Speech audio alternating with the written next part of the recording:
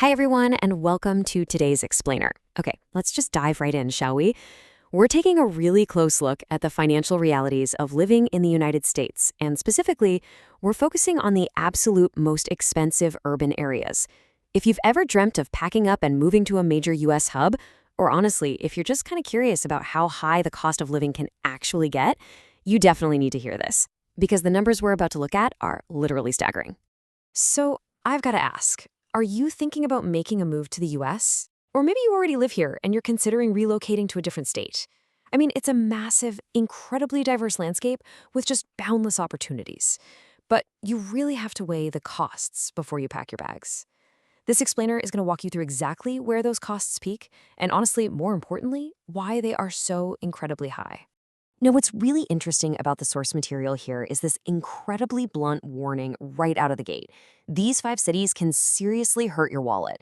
We aren't just talking about standard, everyday inflation here. We're talking about places where the cost of living goes from standard to absolutely astronomical.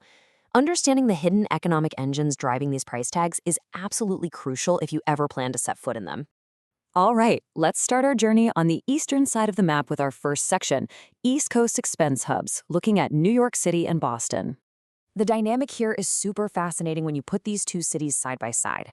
New York City, well, it demands a massive premium for everyday expenses and transportation. And that's especially true in Manhattan, where you're essentially paying heavily for the extreme density and all the infrastructure required to run a global financial capital. But Boston? Boston hits your wallet a bit differently. Its high housing and living costs are largely driven by its premium status as a major education and healthcare hub. So whether you're paying for Manhattan's towering skyscrapers or Boston's world-class universities and hospitals, your everyday living costs are going to take a major hit. Moving right across the country, we hit our next section, Silicon Valley price tags, focusing on San Francisco and San Jose.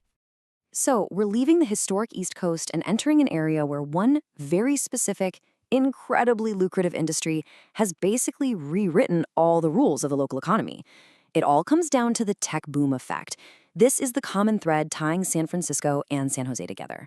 You see, the intense economic footprint of Silicon Valley has generated unbelievable wealth in the region. But as a byproduct, it's also created a fiercely competitive environment for space.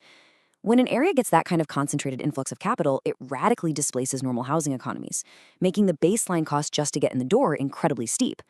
When you look at how this tech boom actually impacts the region, it's almost entirely about just putting a roof over your head. San Francisco has morphed into one of America's most expensive housing markets, punishing residents with unprecedented rent and home prices.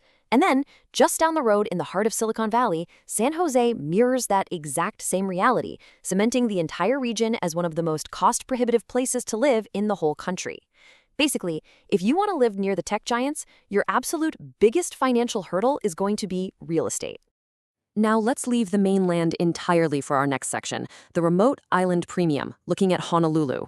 This city completely breaks the pattern we've seen so far. It's not a global financial hub like Manhattan, and it's definitely not a tech epicenter like Silicon Valley. But it still easily makes the top 5 list because of what we call the island tax. Honolulu's living costs are exceptionally high simply because of the geographic reality of its remote location and the literal physical cost of bringing goods to Hawaii. Just think about it.